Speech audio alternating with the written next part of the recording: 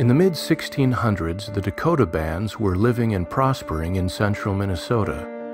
French explorer Duluth reached them by 1680 and claimed the land for France. By the mid-1700s, conflict with enemy tribes over hunting territory caused the Dakota to migrate west and south. This resulted in the formation of the Lakota, Nakota, and Dakota divisions of the tribe. The Midewakantuan Dakota allied themselves with the British after the French and Indian War. But two wars with the United States caused the British to lose their hold on Dakota territory, even as the Americans purchased French Louisiana and set their sights on dominating the tribes of the Northwest. By the treaties of 1837, 1851, and 1858, the Dakota of Minnesota were left with but a narrow strip of reservation land. Game was nearly hunted out, and their treaty monies were largely spent on reservation infrastructure, traders' claims, or else embezzled. By 1862, the situation had become intolerable. The Dakota warriors demanded that Little Crow lead them in a war. Through 6 weeks of fighting, some 800 white settlers and soldiers lost their lives. And on December 26, 1862, 38 warriors were hanged in the largest mass execution in U.S. history. The causes of the war were covered up by agents, traders, and politicians.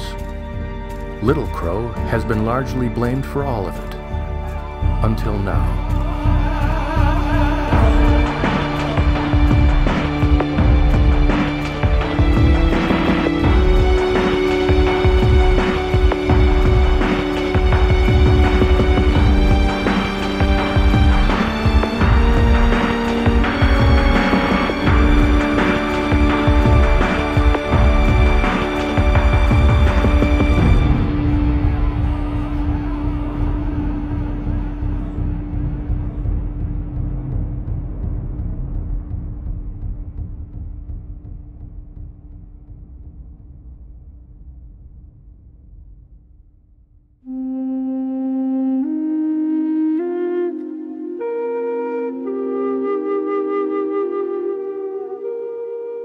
Little Crow was born about 1812.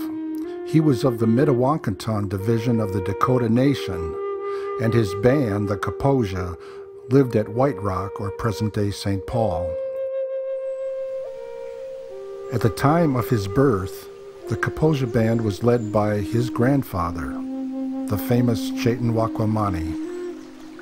Chetanwakwamani had a son named Waknyantanka, or Big Thunder, and his first son was Talyateduta, or His Red Nation. Hereditary Dakota chiefs often took on the honorary name of their ancestors. In Talyateduta's case, he took on the sobriquet of Little Crow, the name by which his father and grandfather had also been known. While Talyateduta was still in his cradle board, his father and grandfather followed the British commander Colonel Robert Dixon in Tecumseh in a war against the Americans.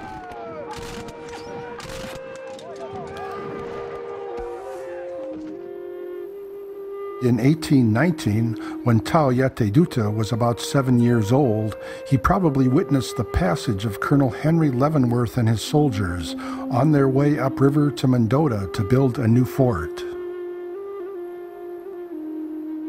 Along with Leavenworth came the first Dakota agent, Lawrence Toliver. Chetanwakwamani was much impressed with Toliver and traveled to Washington City with him in 1824. The following year, the chief signed the Prairie du Chien Treaty of Peace with the Americans as represented by Lewis Cass and Colonel William Clark of Lewis and Clark fame. 8 years later, he was killed by the Ojibwe, and he was succeeded as chief by his son, Waknyantanka. Talyateduta was preoccupied with becoming a skilled hunter and warrior. He was taught that these roles were strictly ordered by Daku Waka, that which is mysterious.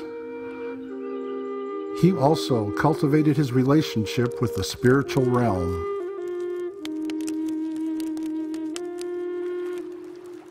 In 1832, When the Black Hawk War broke out, the Americans called upon the Dakota to support them in the fight against the Sac and Fox. Because the Sac and Fox were hereditary enemies of the Dakota, Duta joined the American Army and served as a scout. During the course of the war, he took a number of Sac and Fox scalps for which he received war honors. According to Dakota military tradition, warriors were awarded eagle feathers for success in killing and scalping enemies. It was of utmost importance to the Dakota to have warriors in perpetual readiness to defend tribal interests. Duta proved himself time after time and accumulated some 24 feathers by 1846. During this time, traders began to increasingly traffic in whiskey, and this caused village-wide drunkenness. Due to this kind of situation, it is not surprising that Duta got himself into trouble for an apparent liaison with a woman in his band.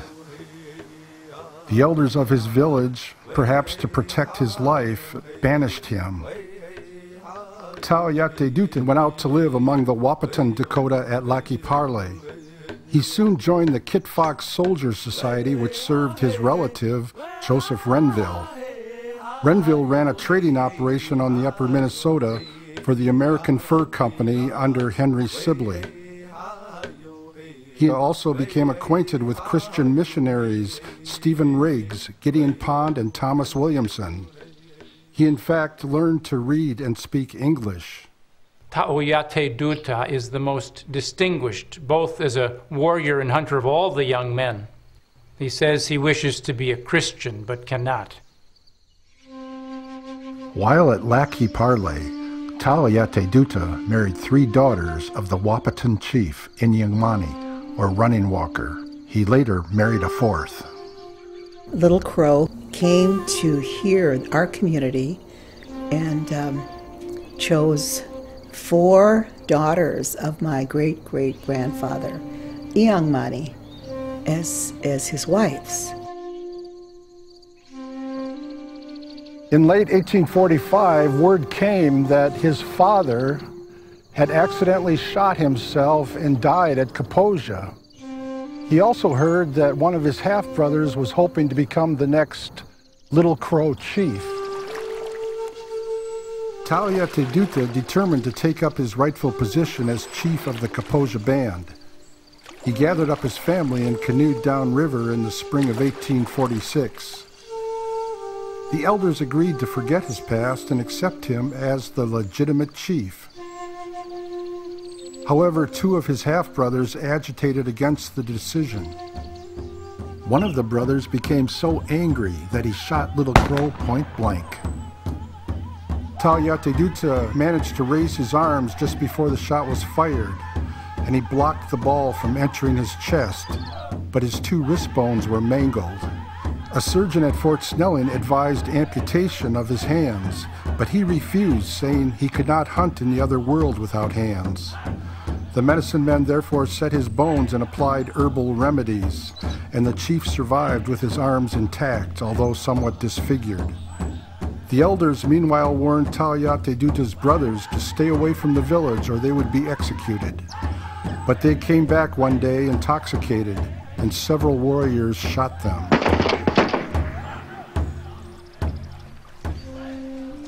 After becoming the new Little Crow, Duta tried to help his people recover from many years of wholesale drunkenness, which caused great demoralization and divisiveness within the Kaposia band. When he was asked about his own past, he said, "I was a brave then, I am a chief now." I always use the term, be a servant leader. You got to lead by example and create this trust from your people, and at the same time you have the authority over here to do it if they didn't want it. But you don't use that authority. You don't try to dictate to people.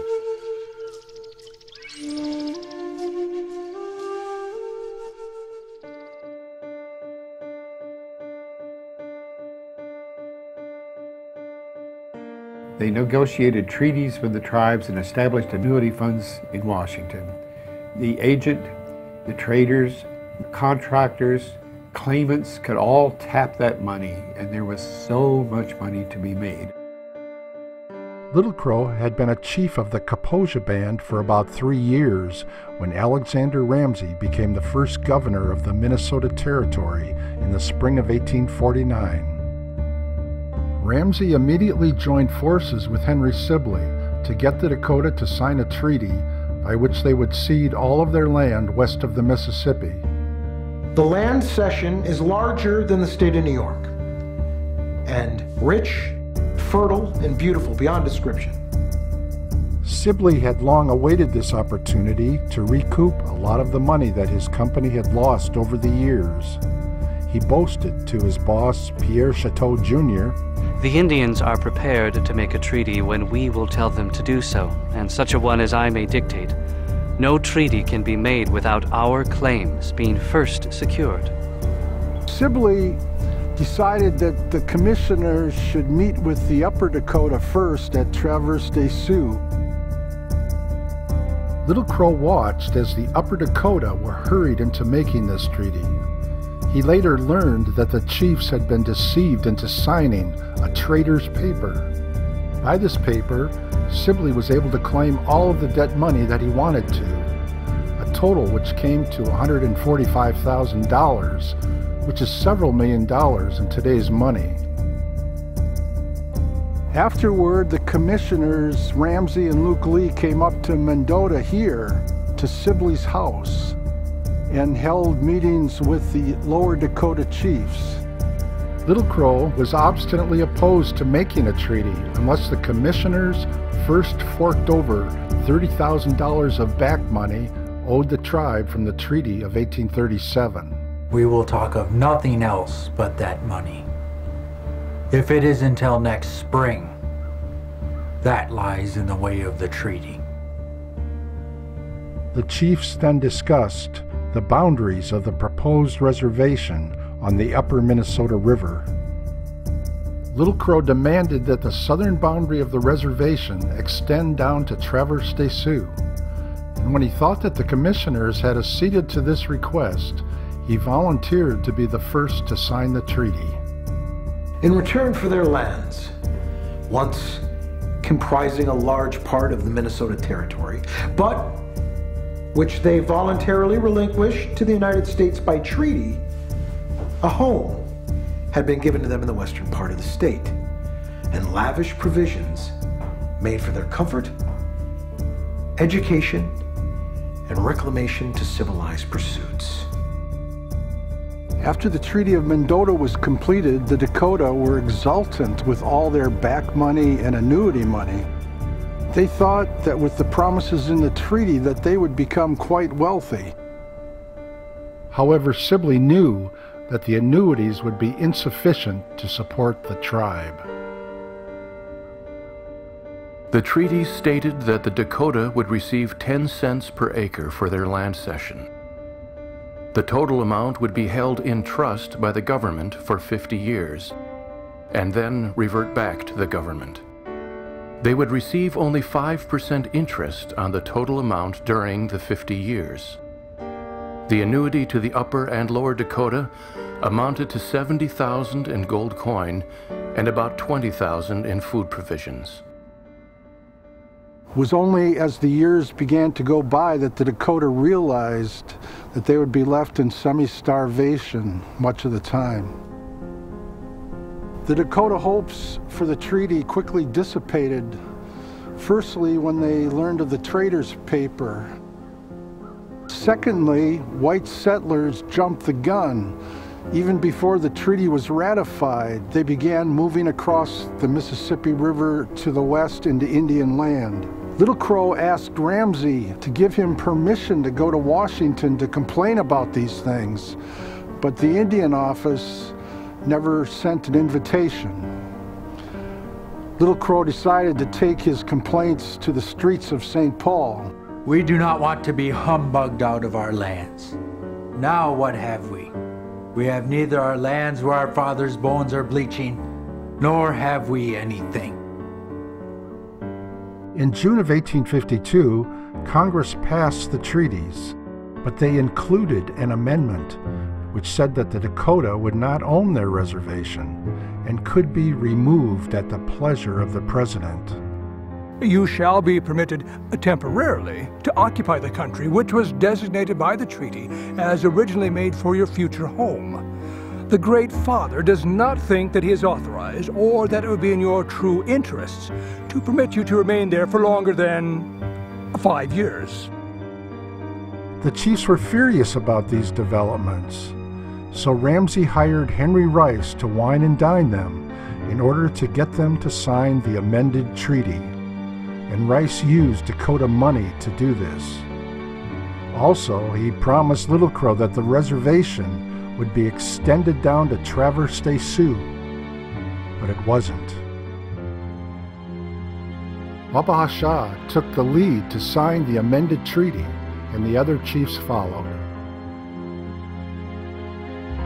In August 1853, the new governor, Willis Gorman, along with the new agent, Richard Murphy, began moving the Minnewakanton and Wapakute to the Minnesota River Reservation. Wapahasha and Little Crow tried to bargain with Gorman for more cattle and for permission to hunt in the big woods to prevent their starvation, but Gorman called in 100 dragoons to keep the Dakota moving. When the Dakota arrived on the reservation, they found that the goods stockpiled for them there had spoiled. Therefore, most of them headed right back to their old wintering grounds.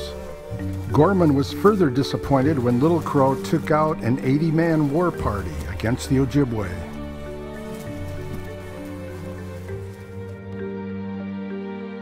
In the spring of 1854, Little Crow went to Washington with Governor Gorman. He came into contact with Senator William Sebastian. Sebastian aided the chief in getting an amendment to an appropriation bill, which would allow the Dakota the extra reservation land the chief had wanted originally in 1851.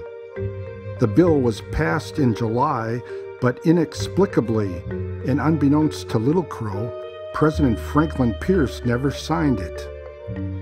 Little Crow also visited Commissioner George W. Manypenny and argued that the Dakota should have legal ownership of their reservation.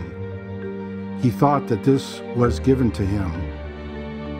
When Little Crow returned to Minnesota, he thought he had accomplished a great deal by saving the reservation and thwarting the government's plans to move his people westward to the Missouri.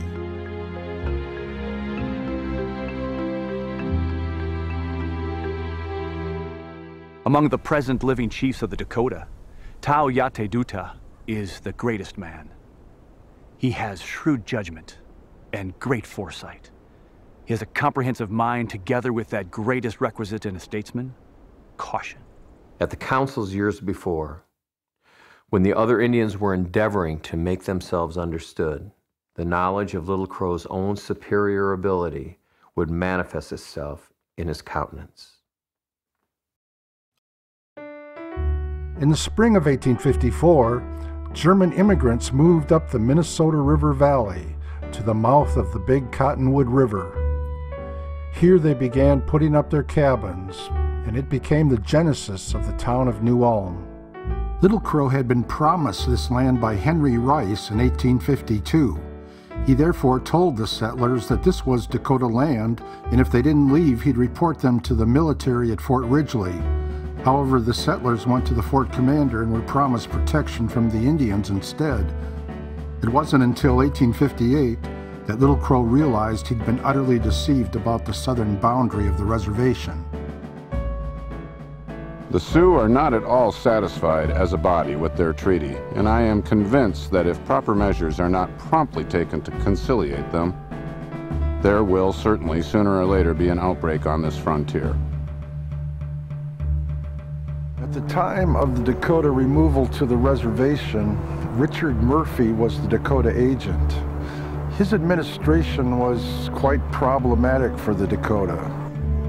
First of all, he didn't live on the reservation because there was no house built for him, and so he continued to live in Shakopee. Secondly, he was seriously sick on a number of occasions. Thirdly, he was involved in a conflict of interest. He would drive up cattle from Illinois to resell to the Dakota at a profit. To make matters worse, corruption is charged by the Indians and others against Agent Murphy and some of his employees. For all of these reasons, the reservation lacked development. Commissioner Manypenny fired Murphy, saying that the reservation was disorganized in every respect. That fall, Little Crow met the new Dakota agent, Charles Flandreau. Flandreau only served for about 8 months, but he had a favorable impression of Little Crow. Little Crow is a man of greater parts than any Indian in the tribe. I used him on many trying occasions as the captain of my bodyguard and my ambassador to negotiate with other tribes, and always found him equal to any emergency. During this period, traders came to the reservation to establish stores for servicing the Dakota tribes. There were 4 major trading firms owned by Myrick, Forbes, Robert, and Labatt. They gave credit to the Dakota against furs, but as time went on, they issued credit mainly against tribal annuity money. Furthermore, they expected to claim repayment of debts when a treaty was made. The trader would bring his bills to the paymaster, bills which were shamefully and unmercifully enlarged. The Indians were often so cheated that they had as little after a payment as they had before. We wish to go to Washington to tell our great father that the stipulations of the late treaty are not carried out. We are very poor and almost naked. We know we are wronged, but we cannot see how it is done.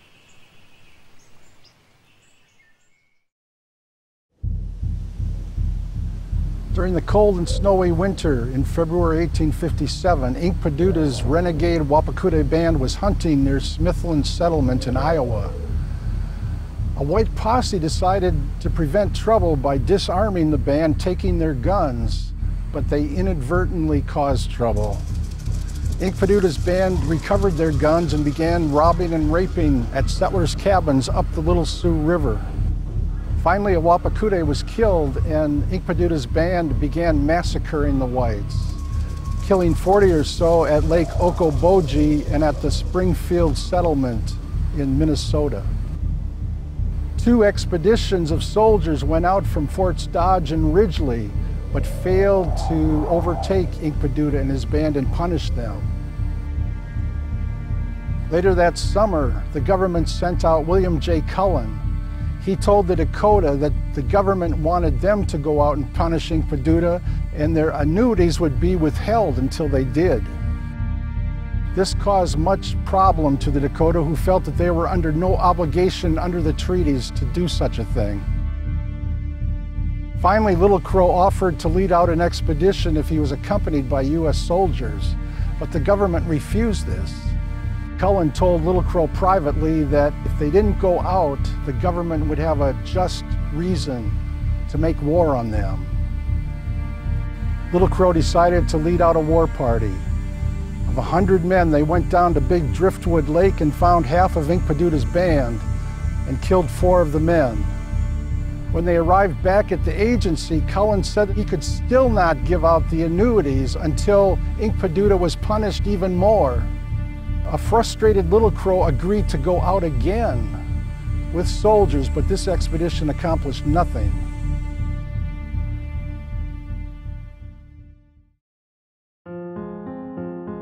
Politicians have a scheme to open the reservation to white settlers. It is thought by many that a deputation of the chiefs and braves will be invited to Washington this winter to relinquish the reservation, at least in part.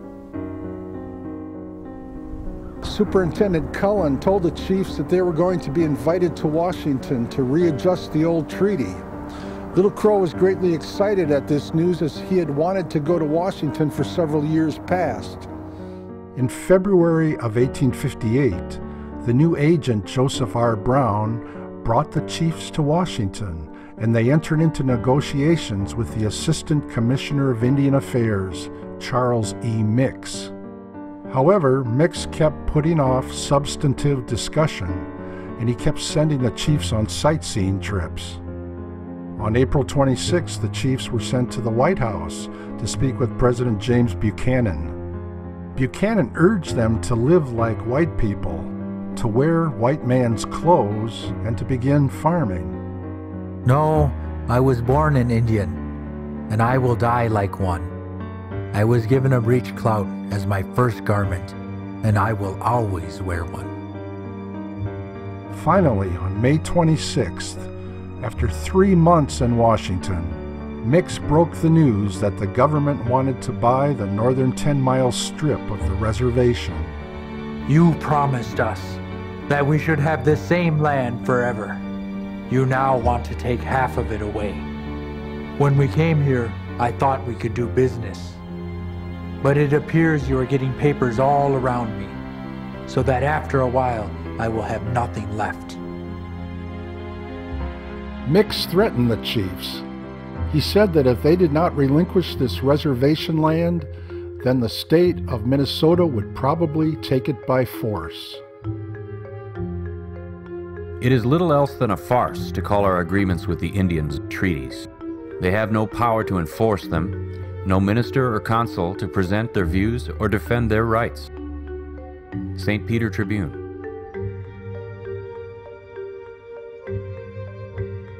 About that time, the chiefs happened to visit the elderly former Dakota agent, Lawrence Toliver, and Little Crow poured out his heart. Since you left us, a dark cloud has hung over our nation. We have lost confidence in the promises of our great father and his people. Bad men have nearly destroyed us. Since you left, we have had 5 agents as our fathers. We failed to get a friend in anyone like you. They all joined the traitors.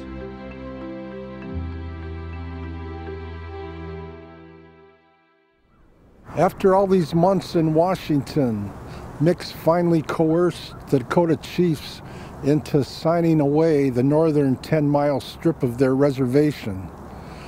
Big Eagle later said that Little Crow was always blamed by the Dakota for the part he played in this affair.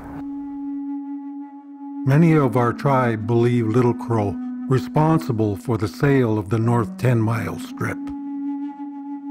Many of our people, under the treaty, were induced to give up the old life and go to work like white men, which was very distasteful to many. The Treaty of 1858 was ratified on March 9, 1859. Payment for the cession was left blank.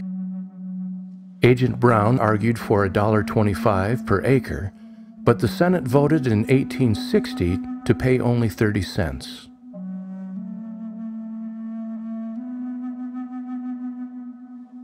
Little Crow clearly foresaw the ultimate extinction of his people as a distinct race. He well knew and realized the numbers and power of the whites, then rapidly taking possession of the hunting grounds of the Dakotas, and the folly of armed opposition on the part of his people. Little Crow was between a rock and a hard place. The government always used its power to coerce the chiefs into doing its bidding. But the young men didn't understand and were frustrated. They formed a soldiers' lodge. They would try to get justice in their own way. In the old culture with the Dakotas, you had the soldiers' lodge, which was made up primarily of brave warriors who had distinguished themselves. And if there was a talk of war, the soldiers' lodge would hear that, and they would make the decision. The political leader, at that point, he kind of backed off, stepped back, and let the soldiers' lodge take the war, take over until that was done. And then he would reassume the role of leadership.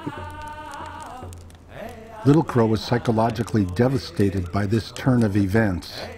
He felt that he had done everything possible to influence positive change, but nothing he did seemed to amount to anything. To some degree, he became apathetic to the seemingly impossible task of holding the government accountable to its treaty obligations. As if to make matters worse, back on the reservation, Cullen and Brown began pushing the Dakota into becoming acculturated. That is, they wanted them to cut their hair, wear white man's clothes, and become farmers.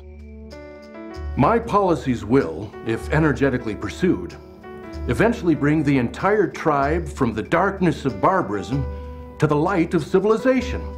There are now more than 200 families located in comfortable houses that have, to a great extent, abandoned their roving habits. Little Crow has always affirmed that an Indian could not dress and work like a white man, and at the same time adhere to the religion of the Dakotas. Brown had the reputation of being one of the most excellent and skilled tricksters in the Minnesota Territory. His scams were so numerous, and these scams were reported upon by missionary Stephen Riggs and government investigator George Day. Mr. President, I have discovered numerous violations of law and many frauds committed by past agents and a superintendent.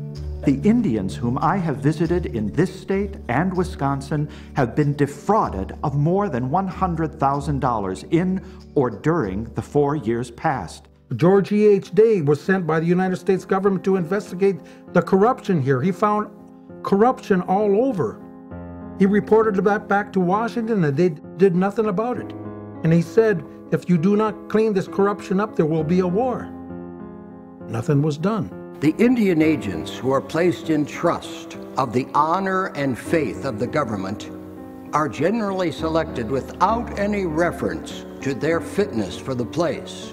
It was a patronage system, and so Indian agents were political appointees, superintendents were political appointees, they were all political appointees. There is a tradition on the border that an Indian agent with $1,500 a year can retire with an ample fortune in 4 years.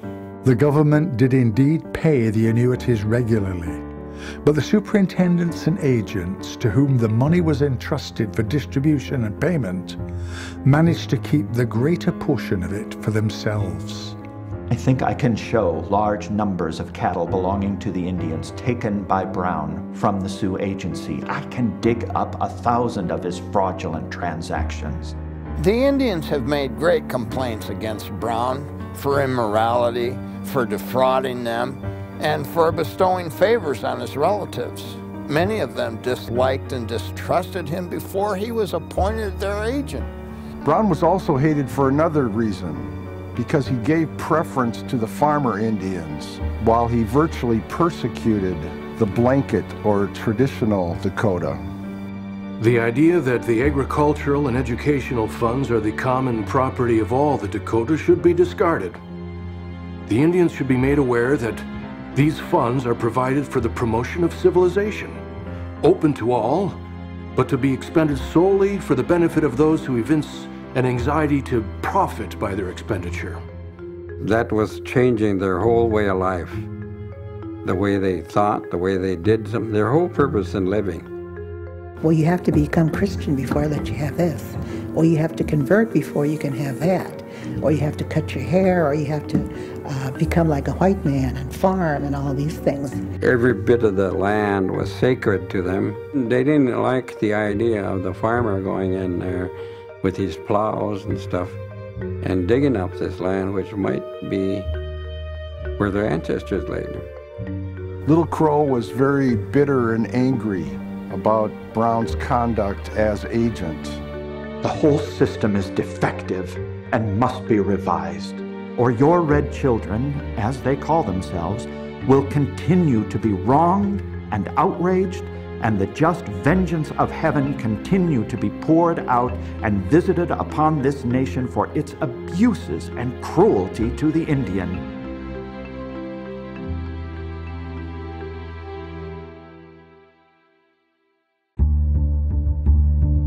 late 1860, the government was ready to pay out the $96,000 due the Lower Dakota by the Treaty of 1858. After the belated ratification of the Treaty of 1858, the Indian Office ordered Cullen to tally up the traders' debts and to have the debts passed upon by the Dakota leadership. On December 1st, 1860, Cullen met with the Lower Dakota chiefs, 4 or 5 of them, including Little Crow. We told the traders and Mr. Cullen that when the Great Father sent us the money for our land, we would pay what we owed. But we all refused to have the money paid unless it was sent here, and the claims against us submitted to us in open council. The traders were furious with this, and the council broke up. 2 days later, another council was held at the Episcopal Church schoolhouse. Little Crow said that the talks ended in nothing because the head chief, Wapahasha, was not present. However, Cullen later submitted a report which said that Little Crow offered the traders $70,000 out of the treaty money. And furthermore, that if this wasn't enough to cover all the debts, that the traders could take even more money. The Sioux sold our government 800,000 acres of land, being a part of the reservation. Of the $96,000 due to the Lower Sioux, not 1 cent has been received. The worst cheating the traders have practiced upon the Indians has been done by complicity with the officers of the government. These officers have aided the traders in getting pay for goods that many of the Indians say they already paid for. Tell our Great Father that it is hard for him to expect our hearts to be good when he permits men with bad hearts to do us wrong so often. Some legislation should be had speedily in order to guard as far as possible against a collision with the Indians on our frontier. Rumors were spread that Little Crow had been bribed to sign the Cullen Agreement. Hence, Little Crow's popularity dwindled. And Little Crow felt betrayed not only by the government officials and the traders, but also by some of his own people. When the young men saw no money, they became further annoyed and exasperated, and in fact, came near killing the chiefs. We have asked our father, the agent, about our money, and he has told us that it amounts to $96,000. Part of it has been paid to claimants. We know nothing of these claims. We are not babies to be fooled so. They have got all our money, and we can't believe that they have got this money too.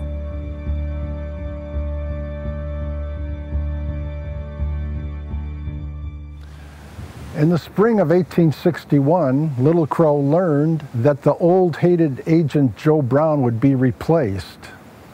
The new agent was 35-year-old Thomas J. Galbraith of Shakopee. What Little Crow did not know is that Senator Morton S. Wilkinson had appealed to President-elect Lincoln to have Clark W. Thompson placed as Superintendent of Indian Affairs in St. Paul and to have Galbraith placed as the Dakota agent on the Dakota reservation. Thus, the three could safely work together to embezzle Dakota funds. The winter of 1861-62 was long, cold, and snowy. Little Crow and his people camped near Hutchinson, Minnesota, but found it difficult to hunt. Meanwhile, Galbraith's embezzlements, estimated at $25,000, was causing trouble. The superintendent of schools, Azariah Pearson, began leaking word that $5,000 had evaporated from the school fund. Galbraith began worrying that he would have to resign his office. But he hoped he could hang on until the summer of '62 when the annuity distribution would be made. Wait till a proper time, not for 6 months yet, so I can bring everything into play. Every consideration of justice to myself, to you, and to our friends requires that I should be sustained yet a while. In the spring of 1862, I was in charge of 2 stores on the reservations owned by my brother Nathan. In fact, we were Little Crow's traders. In early 1862, Nathan went to Washington to lobby for money owed the firm. While there, he kept company with Superintendent Clark Thompson. He learned of various claims being made against the annuity money which was to be distributed in early July. It was estimated that they might only get half of what they usually got. Nathan was worried that the Indians wouldn't be able to pay off their credit with us. So he wrote and advised me to limit the amount of credit I was giving. I told the other traders about this, and they began to hold back credit as well. Then someone told the Indians about the expected shortage in the annuity payment, and they were greatly excited. 100 men of the lower Sioux Indians formed a soldiers' lodge and began playing the devil. And they held secret meetings and decided that they would not pay $1 of their credit. On June 20th, 1862, Superintendent Clark Thompson ordered Galbraith to go back to the reservation and call the Dakota in for their payment. Thompson expected to have the annuity money and to go up and make the payment in early July. However, when he arrived at the agency, he did not have the annuity money. Because of the draws on the annuity money by the traders, Senator Wilkinson was awaiting congressional passage of a new appropriation bill for 62-63 to make up the deficit. Therefore, Thompson was in a great predicament. He had to figure out a way to get out of this payment, or he'd be the laughing stock of the country. Instead, he asked the Indians if they'd take Lincoln's newly printed greenback dollars instead of the usual gold coin. And of course, the Sioux refused. So Thompson jumps on a steamer and said he'd be back soon with the gold coin. Well, he never showed up. This bought time for Thompson. He said he would go back to St. Paul and wire Washington for the gold coin. But when he found out from the senators that the money would not be coming right away, he busied himself with other projects. While he was dallying his time away, there were over 6,000 Dakota waiting around the 2 agencies, running out of food and beginning to starve to death. There were provisions for them in the warehouse, but Galbraith didn't hand it out to them. He told us to stop crediting the food for the Indians so that they would leave the agency. Then I learned on July 21st that the Indian Soldiers Lodge had gone to see Captain Marsh at Fort Ridgely. And the devil said that they didn't want to pay the credits, and do you know what Marsh told them? He said that he and his soldiers would not help the traders collect the debt money. I was furious. I told the devils, even if they begged for food for their women and children, I wouldn't give it to them. They could eat grass like cattle or their own filth for all I cared. And so now, our people are real angry. And what are our young warriors doing? What were they thinking? And now they're seeing their people starving. Their people getting hungry. And they're going, okay, look at how much more of this indignant, terrible, cheating process must we take. In late July, Galbraith wrote several letters to Thompson telling him to come up quick and bring whatever kind of money he had. By early August, Thompson knew that there was a very serious situation going on. He wrote to the senators in Washington that the Dakota had been waiting for over a month for their payment, that they were threatening to break into their warehouses, and if they didn't get their money soon, there could be a possibility of an outbreak. Still, Thompson did nothing himself to alleviate the situation. He didn't go up to the reservation to assure the Dakota that the annuity money was coming. Neither did he order Galbraith to issue the food in the government warehouses. For some unaccountable reason, the Indian agent refusing to issue the annuity goods was permitting the Indians to die of starvation while he waited for the cash funds to arrive. Galbraith later denied that the Dakota were in a state of starvation before the war. The lower Sioux Indians, the very miscreants who started and kept up the outbreak, were then better supplied. with both the necessities of life and the means of obtaining a livelihood than any number of our industrious frontier settlers. Hence it is well to take their stories of hunger, privation, and wrongs cum grano salis. But the great preponderance of evidence indicates that he was lying about this. Little Crow himself pawned a gun to get a cow from a Beaver Creek settler. What dried meat they brought was soon eaten, and in a few weeks, they were actually starving. They had several consuls asking for food, which they did not get. The only ones who were probably fed were members of the farmer band, which consisted of about 54 families. The effects of starvation are termed inanition. Starving people have headaches, dizziness, nausea, diarrhea. They become hyperactive, restless, and anxious. They become obsessed with food. Little Crow noticed this condition among his people.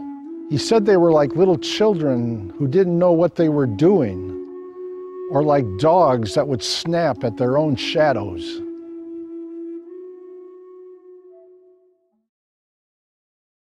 On July 5th, 1862, 43 days before the war starts, a law is passed in Congress that gave the right of the United States President to abrogate treaties if any Indian tribe causes war against the United States government.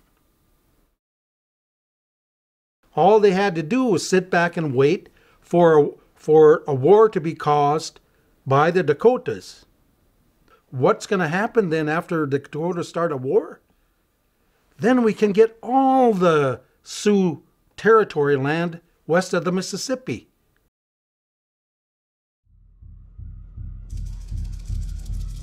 Due to the starvation of a number of their children, the Sisseton and Wahpeton warriors formed their own soldiers' lodge, and they determined to break into their warehouse to get their food, regardless of the consequences.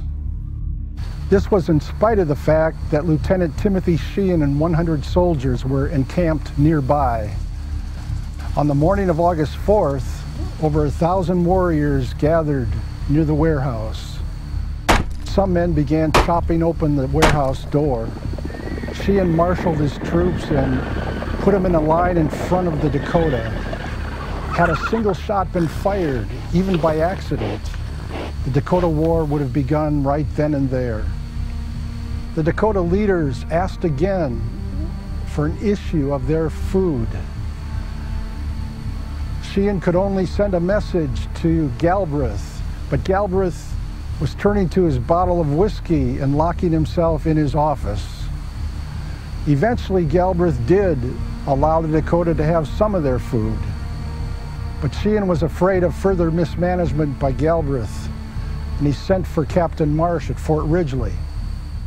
When the Lower Dakota heard that the Upper Dakota had broken into their warehouse, they immediately reconvened to discuss what to do. Samuel Hinman wrote to Bishop Whipple on August 5th. We are in the midst of a great Indian excitement.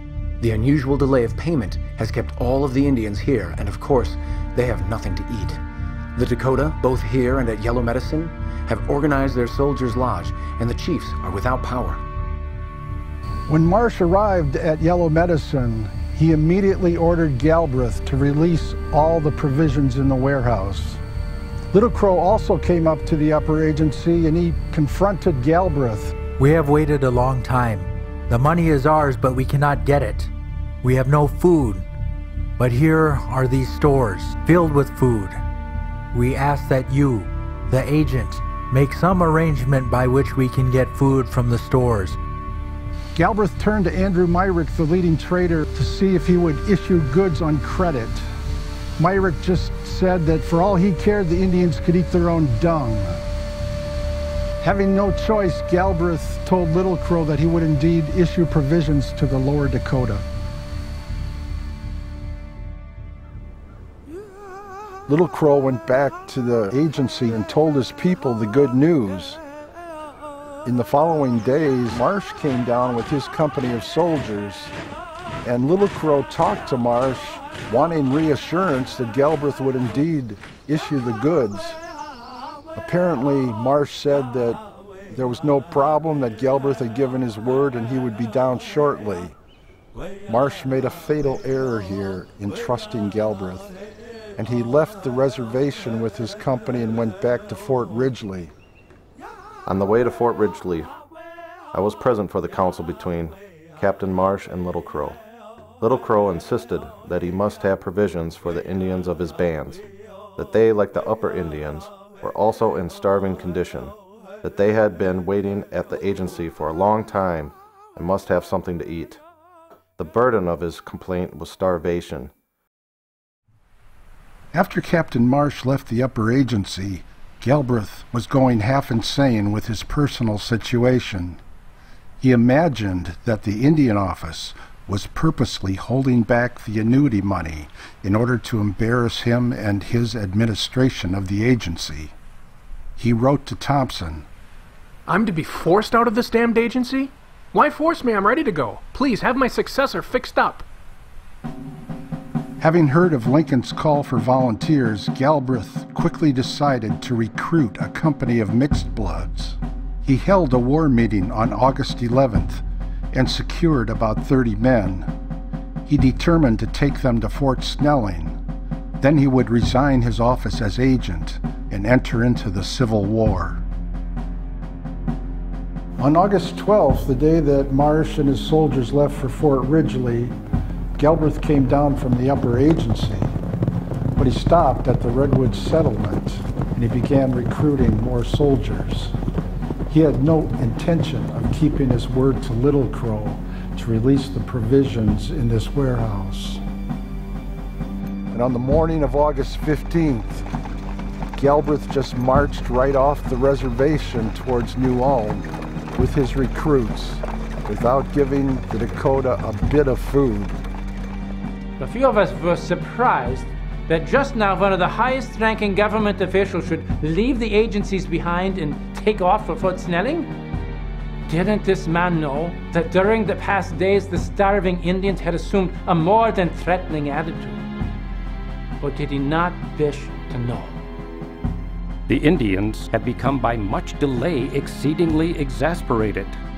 Your memorialists are in imminent danger to see their families massacred by said Indians. Ramsey had the authority to open the doors, to feed and bring the food out, to disperse to the Dakota people to prevent a war. From the looks of things, the Dakota thought that the government must be falling apart due to the Civil War, and they were being abandoned in their starving condition, with little or no hope of getting their goods and money. I often wonder how these poor creatures bore so much and so long without retaliation. Suppose the same number of whites were living in sight of food, purchased with their own money, and their children dying of starvation. How long, think you, would they remain quiet?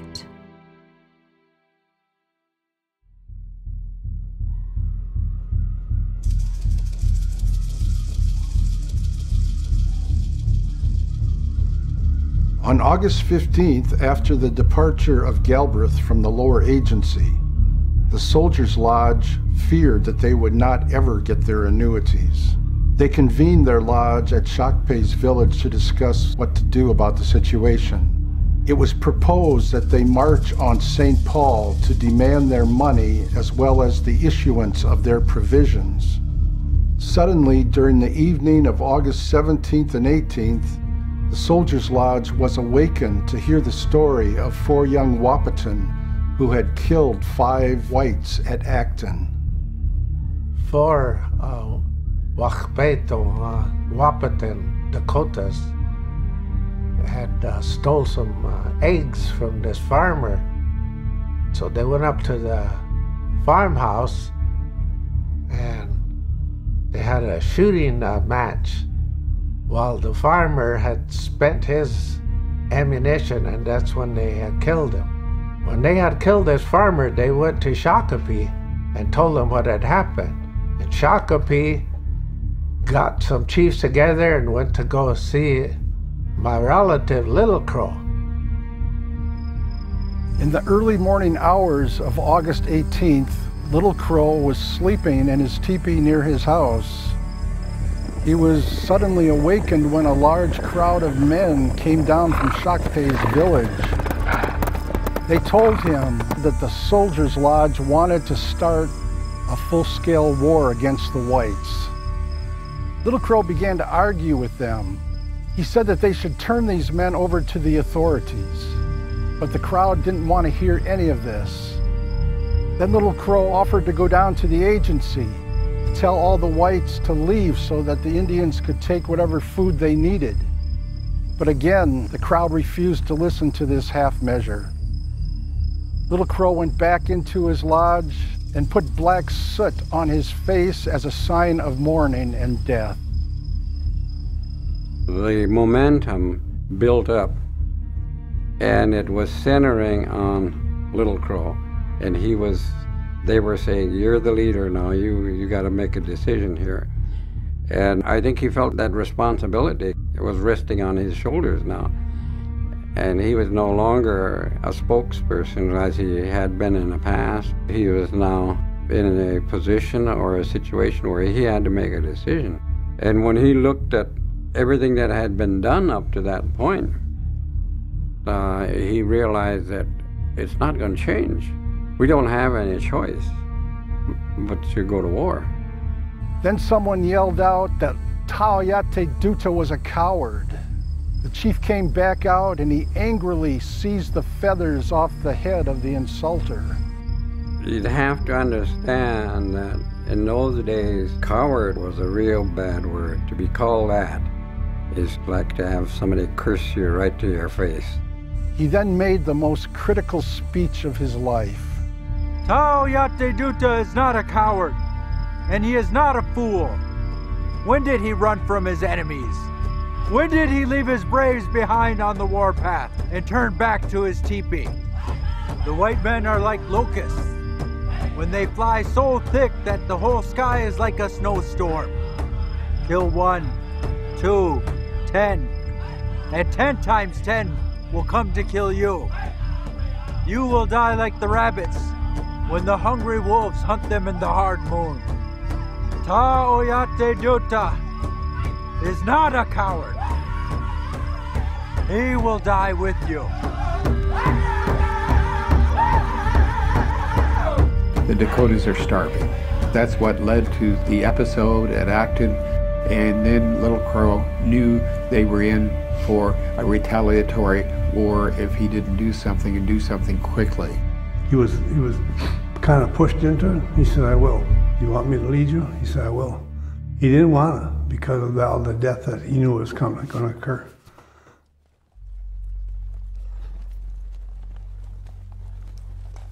At about 6:30 in the morning on August 18th, Little Crow and about 100 warriors arrived at the lower agency.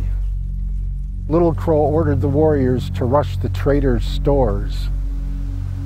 Many Hales saw James Lind and raised a gun saying, "Now I will kill the dog who would not give me credit." Lind was the first to die that day. Andrew Myrick tried to escape down to the river, but somebody shot and killed him and stuffed his mouth with grass to remind everyone of the traders' insults. Before long, there was about 25 dead bodies strewn about the agency. Wapahasha came up from his village to try to stop the bloodshed, but it was too late. He found the people looting the traders' stores and carrying goods out of the warehouse behind me. The latter goods which Galbraith had protected for so long, at the cost now of a bloody war.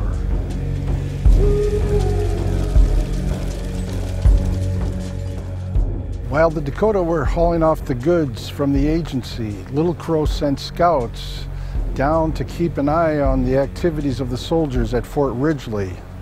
Within a couple hours, he was alerted to the fact that a company of soldiers, about 43 men, were coming toward the agency under the command of Captain John Marsh. The things we saw were too horrible to describe. Scattered along the road and at burned cabins, we found the bodies of settlers, mostly men and boys. We buried 50 before reaching the ferry. Marsh kept marching on until they arrived at the Redwood Ferry crossing. When they looked across the river, they saw White Dog. White Dog told them to come on across the river for a council. Little Crow had stationed White Dog there to entice the soldiers onto the ferry boat, where they would be sitting ducks for his warriors. However, when White Dog saw that the soldiers were hesitating, he gave the signal to open fire. The gunfire of the Dakota brought down about 32 of Marsh's men. Marsh himself went into the river and apparently drowned. Although Little Crow had won a great victory, he wanted to follow it up by an immediate attack on Fort Ridgely. However, he was very much frustrated when the Soldiers' Lodge would not back him up on this, and so the golden opportunity slipped from their grasp. Little Crow had heard by this time that many warriors, including Cut-Nose of the Soldiers' Lodge and Chief Shockpay, had gone into the Beaver Creek settlement to kill settlers. Although he had said that they should only kill the agents and the traitors, they had taken this war as a license to kill indiscriminately. Cut-Nose stopped a party of settlers who were trying to escape in a wagon. There were some 15 women and children in the wagon, and he tomahawked them one by one. Little Crow had not wanted this kind of thing to happen. Soldiers and young men, you ought not to kill women and children. Your conscience will reproach you for it hereafter and make you weak in battle. You were too hasty in going into the country.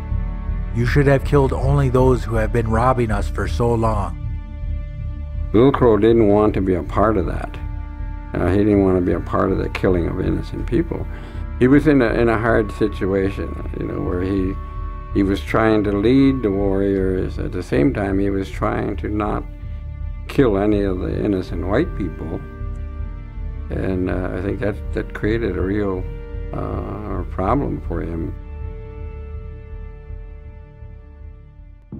Little Crow knew that in order to take the Minnesota River Valley, he would have to destroy Fort Ridgely. We went down determined to take the fort, but we knew it was of the greatest importance to us to have it.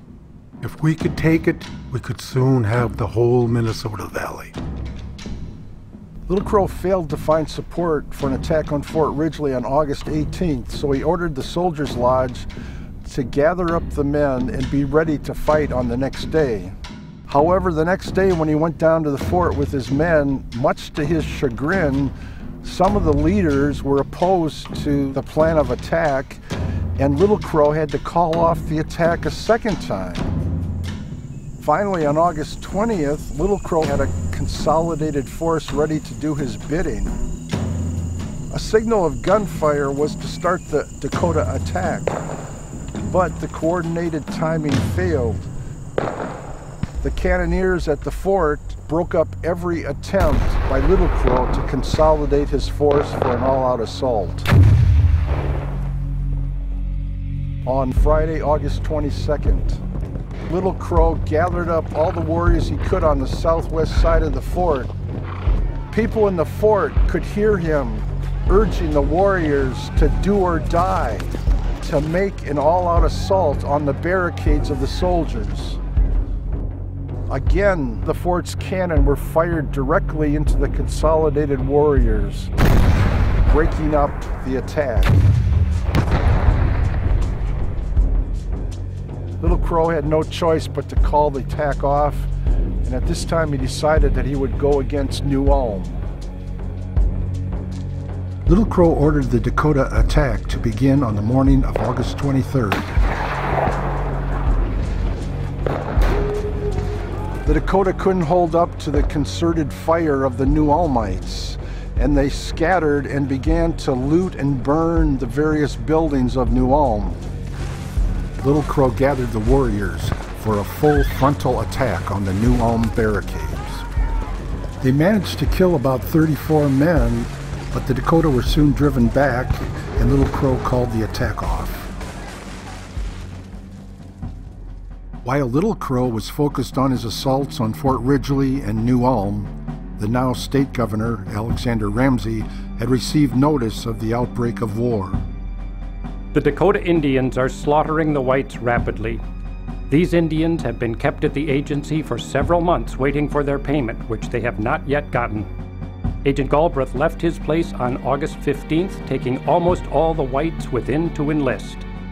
Now, the consequence comes. Our course is plain. The Sioux Indians of Minnesota must be exterminated or driven forever beyond the borders of the state. Public safety imperiously requires it.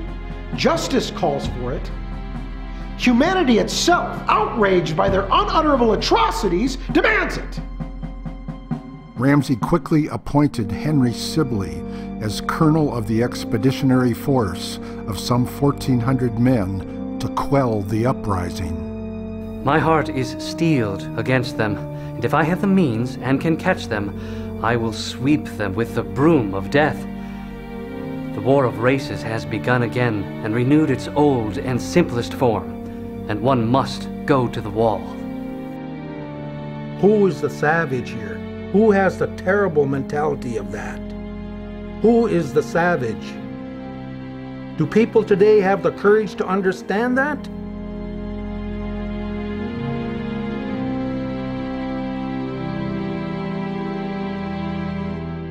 After the battles at Fort Ridgely, Little Crow and his followers packed up and moved everything up to the Upper Sioux Agency. He found a lot of opposition to the war amongst the Wahpeton. Little Crow squared off with Little Paul Mazakudamani, the speaker for the Wahpeton Soldiers' Lodge. Paul told Little Crow that his people wanted peace and that they wanted him to give up the 200 or more white and mixed-blood women and children captives. When Little Paul confronted those warriors, why are you killing the innocent people, You're cowards. Little Crow was angry at this discovery that there was so little solidarity for the war effort. He said that he was the leader of those who made war on the whites and no white man would ever touch him until he was dead.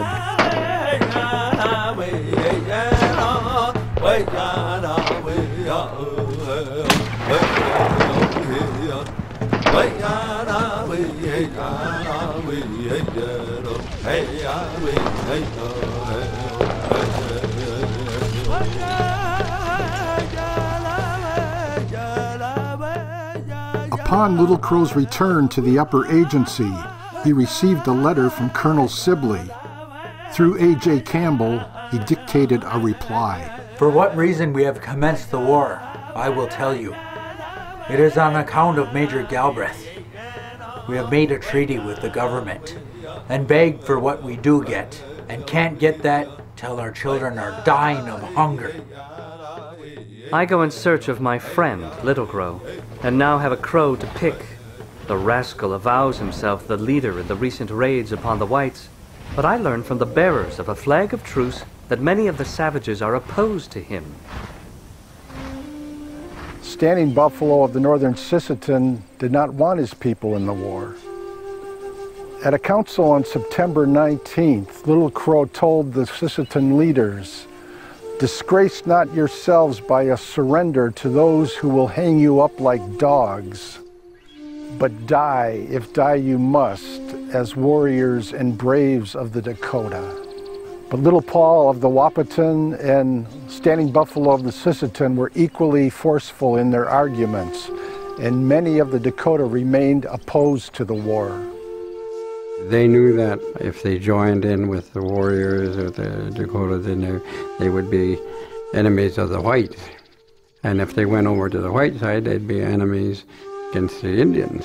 Their mission was to try to save as many of the innocent lives as they could, both Indian and white. On September 22nd, Sibley's army arrived some miles southeast of the Upper Agency. Little Crow ordered 738 warriors to prepare for an attack. Unbeknownst to Little Crow, about 400 of the men who were opposed to the war placed themselves beyond the area where the fight would occur. Thus, Little Crow had about 300 men against Sibley's 1,400. On September 23rd, some of Sibley's soldiers left camp to find potato fields near the agency. They moved into an area where the warriors were hidden in the prairie grass. These warriors had no choice but to rise and fire.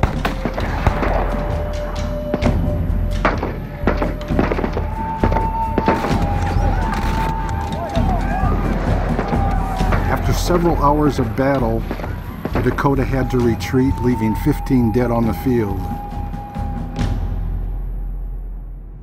Little Crow went back to his camp and urged everyone to flee with him to avoid hanging.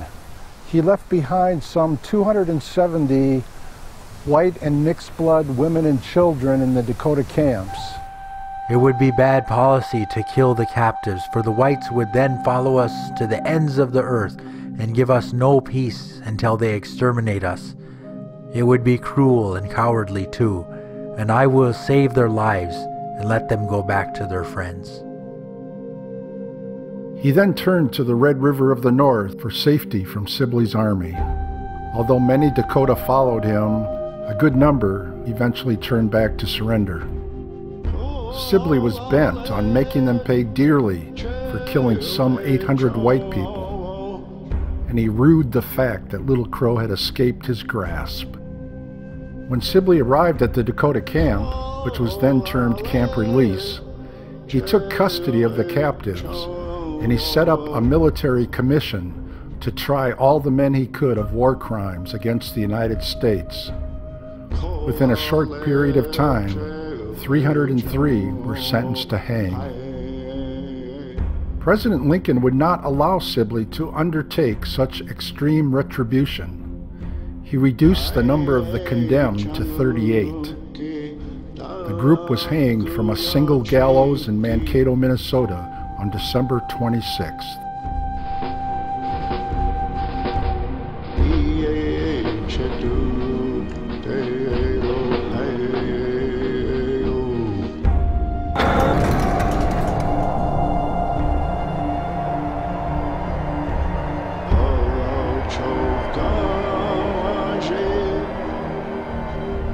The agents who so shamefully defrauded the Indians ought to have been punished as severely as the Indians themselves. But they, the originators of the whole trouble, could not be reached by the laws of the land. It was only those who were reached by the cruel hands of the irritated Indians that suffered for those men's misdeeds, many of whom are enjoying life in mansions erected by the money that they stole from the poor Indians. And the cement of those buildings is the innocent blood of hundreds of the unfortunate settlers. Who is guilty of the causes which desolated our border? At whose door is the blood of these innocent victims?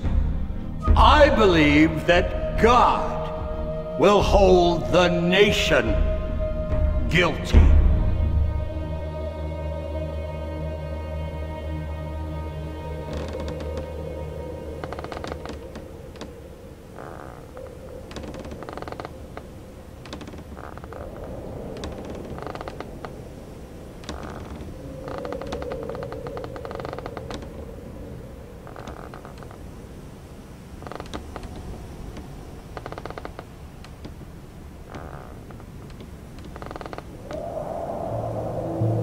While Little Crow and his followers were heading for Devil's Lake, the Dakota Peace Party was marched to Fort Snelling. Here they were interred for the winter of 1862-63. Over 100 died of disease and malnutrition. In the spring, they were removed to Crow Creek on the Missouri River, where several hundred more died of spoiled food.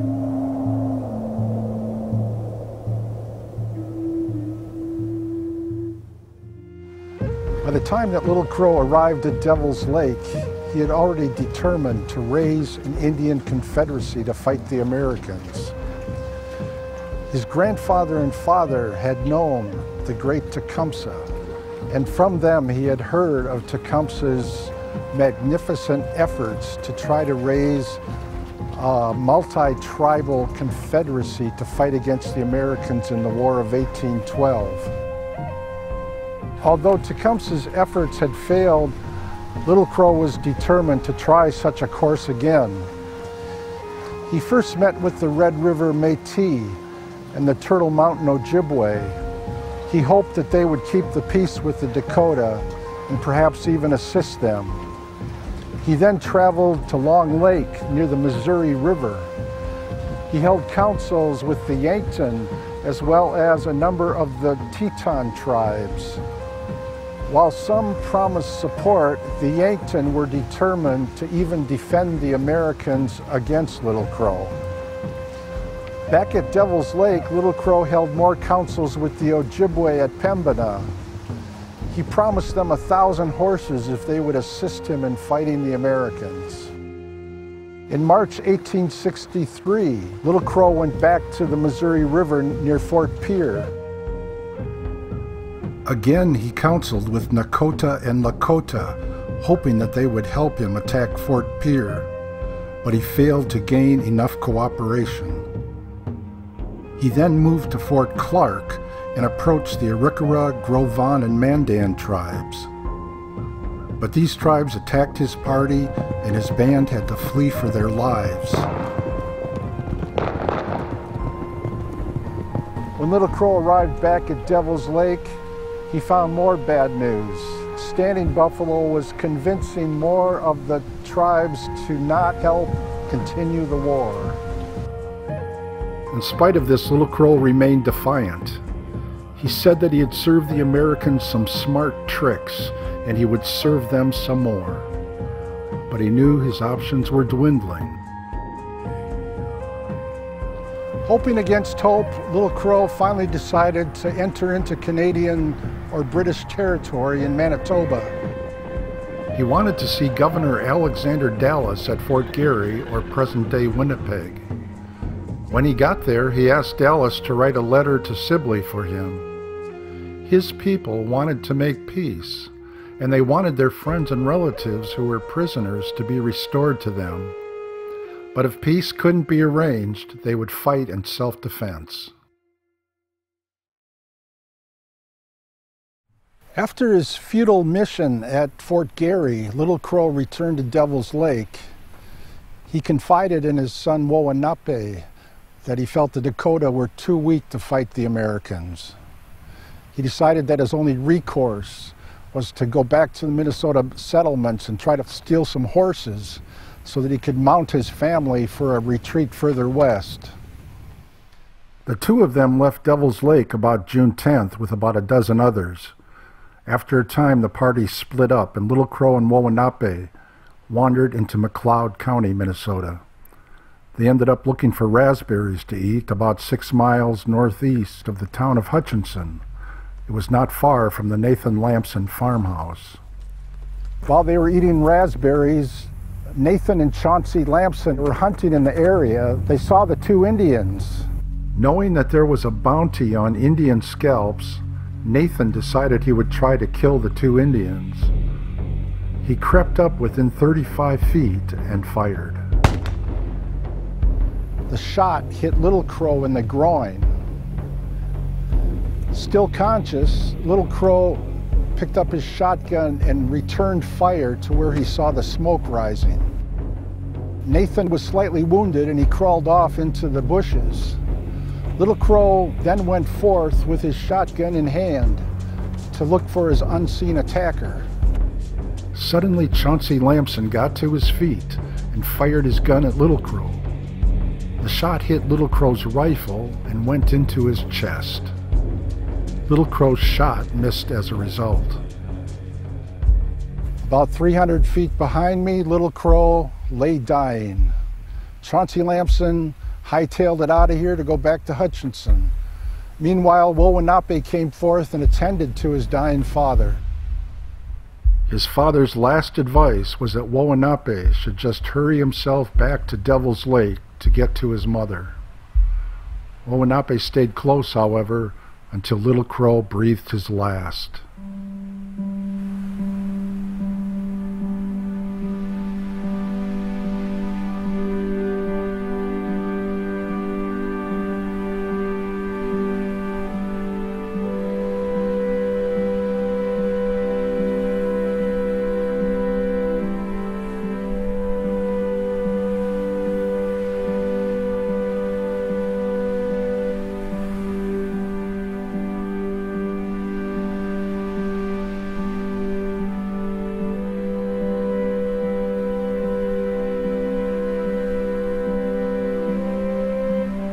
On July 4th, 1863, the day after Little Crow's death, some of the men from Hutchinson came out to pick up the body.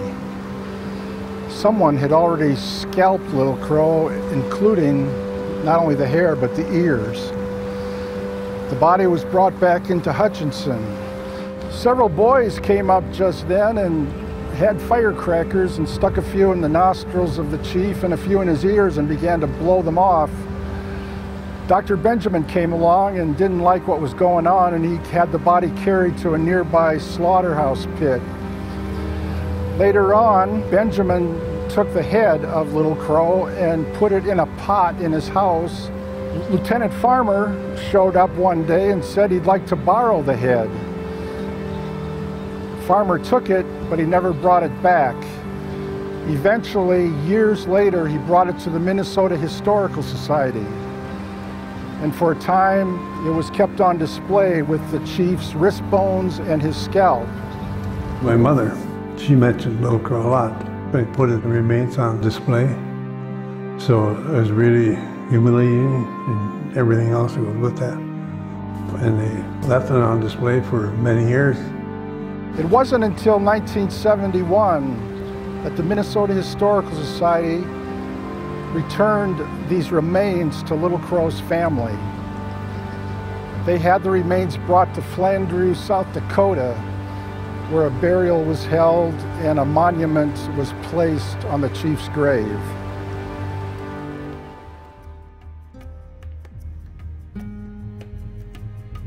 For 150 years since the war, our people and the non-Indian people out there have been left out of the real truth of history. The way things have been written is really slanted. And of course, you know, they won the war, so they get to write the books. How can we get any kind of objectivity about it? It's so difficult because the people of Minnesota, white people, have ancestors who died in that war. The Dakotas have ancestors who died in that war. How do we cross that chasm now? Most historians that have written about Little Crow have portrayed him as a savage or a murderer and other things that aren't true. We never told anybody. My friends didn't even know. You know, my closest girlfriends, I never said, hey, Little Crow's my great-great-grandfather. No, that was a real hush-hush thing. There were some of us that never were told about that part of history because of the harsh consequences that many suffered. They felt they were somehow protecting us.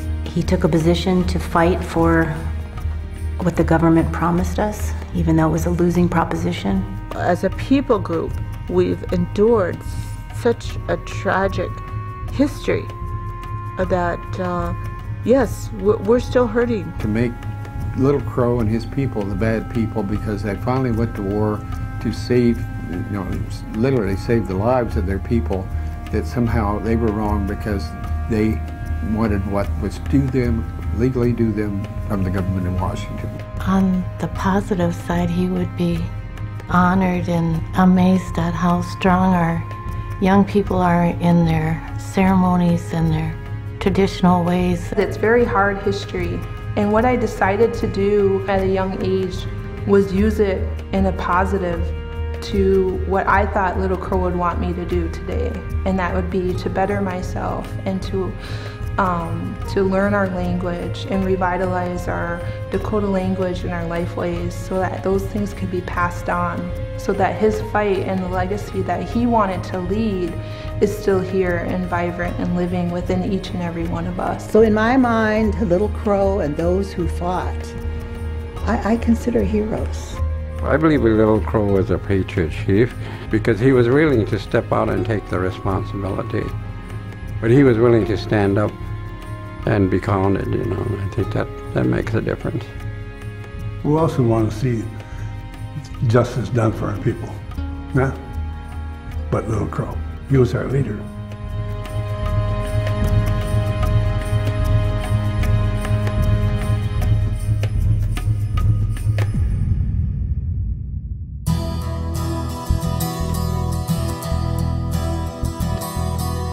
We made a treaty, gave them all our land. Still they keep wanting more and more.